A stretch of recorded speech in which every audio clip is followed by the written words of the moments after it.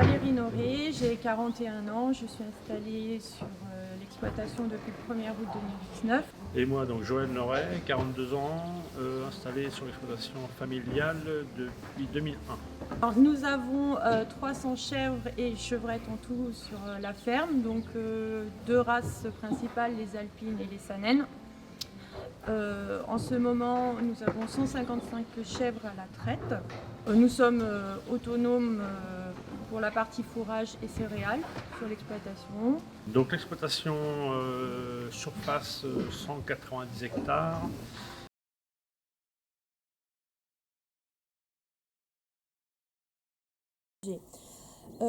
Donc j'étais formatrice au CFA agricole de Châteauroux en production animale et principalement sur la conduite caprine. Et un soir de février 2018, je suis rentrée un peu fatiguée de ma journée. J'ai dit à Joël, je m'installe avec toi en chèvre, et là il m'a dit chiche. Donc voilà, c'est parti d'un chiche en fait notre projet. Donc février 2018. On a contacté Bertrand de la Chambre, Bertrand Bluet, le conseiller caprin, pour avoir son avis sur le projet. Est-ce que c'était viable? Est-ce qu'on pouvait mettre des chèvres dans un bâtiment vache laitière? Et il nous a dit ok, allez-y. Voilà. Ensuite, on a rencontré Mathieu de la Chambre également, qui m'a suivi sur tout mon parcours en installation. Pour l'aspect financier, le PE, tout l'accompagnement pour l'installation. On a également fait des visites d'élevage. Oui. Et ça, c'est important. On est du milieu agricole tous les deux, mais on avait besoin de voir d'autres éleveurs, pour savoir ce qu'ils en pensaient. On a visité des chèvreries. On a fait des formations, on a fait plein de choses. Ouais, pour voir le matériel qu'il fallait. Voilà, pour essayer d'adapter, parce que comme c'était un bâtiment vache laitière, on voulait voir ce qui était possible de faire ici. Donc tout ça pendant 1 an et demi, et donc installation officielle au mois d'août 2019.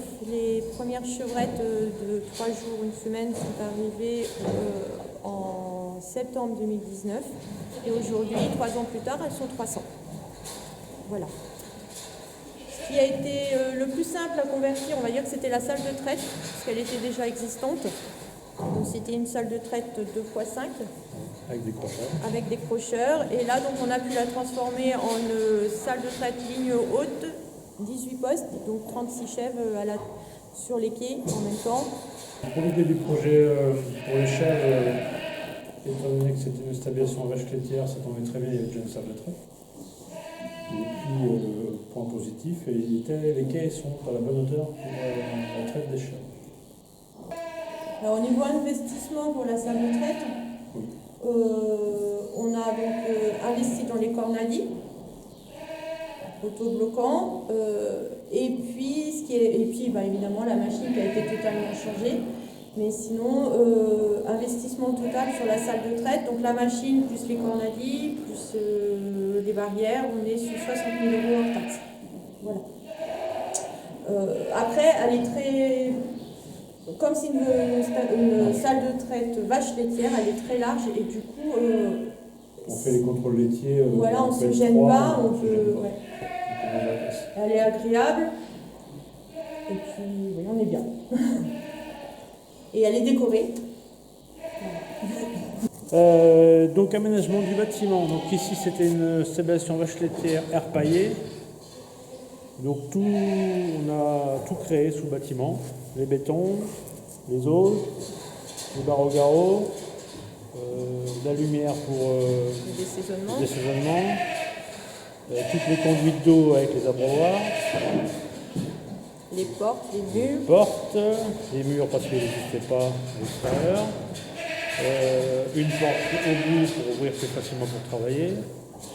Donc quand on a eu l'avis de Bertrand, on a contacté Jean-Claude de la Chambre et Louis Thomas aussi, le conseiller bâtiment. On a passé une journée, on va dire, pour essayer de réfléchir à l'aménagement, pour que ce soit facile, la circulation des animaux, mais aussi du tracteur. Dans quel sens on allait mettre les parcs. Donc oui, il y a eu plusieurs heures de réflexion. Le but, c'était de mettre 250 chèvres et donc il fallait bien réfléchir à l'aménagement. Donc voilà, on est parti sur un couloir central avec des parcs de chaque côté et puis un système avec auge parce que le système Cornadi faisait exploser le budget. Et voilà. En fait, on s'était mis une barre, on ne voulait pas dépasser les 100 000 euros de travaux dans le bâtiment, étant donné qu'on avait plus de 40 ans. Donc, voilà, ça allait être après, ça allait faire des remboursements sur plusieurs années. Donc on est parti sur des auges en bois, des barres au garrot qui ont été fabriquées par Joël.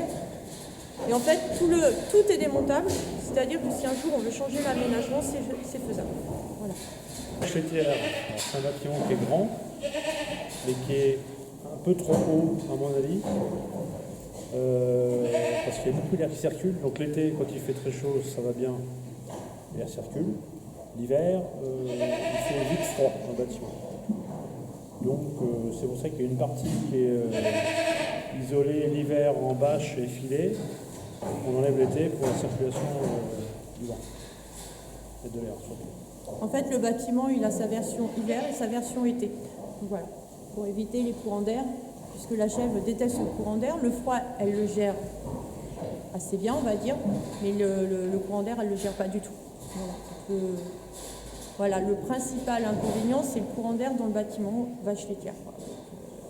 Ce qu'on peut donner comme conseil, c'est faire des fumigènes pour voir l'évacuation de l'air. Voilà. Si l'air circule trop vite, ça n'ira pas. Si ça ne circule pas, c'est pas mieux, on aura des problèmes d'ammoniac. Donc voilà, c'est toujours de l'accompagnement. Ces températures, nous, elles sont habituées en fait. Du coup, quand il fait très froid, on va monter le maïs pour qu'elles aient plus d'énergie pour se réchauffer, et tout simplement. Et puis là, on le voit, elles ne font pas les nounours, donc elles n'ont pas froid. Donc l'alimentation des chèvres, donc elles ont, suivant si c'est un lot désaisonné ou saisonné, elles ont soit du foin de trèfle, soit du foin de luzerne, enrubanage de sainfoin. Donc l'enrubanage de sainfoin, c'est une légumineuse qui avait été, on va dire, abandonnée. Et en fait, c'est exceptionnel. Au niveau matière azotée, on a un très bon taux de matière azotée, ce qui nous permet de réduire l'apport de concentré du commerce. Sinon, au niveau ration, c'est maïs, orge, un peu de granulé à 30% et de la févrole. On est en zone AOP, Sainte-Maure-de-Touraine, donc nous, tout est produit sur la ferme. La févrole n'est pas produite sur notre ferme, mais chez un voisin sur la commune.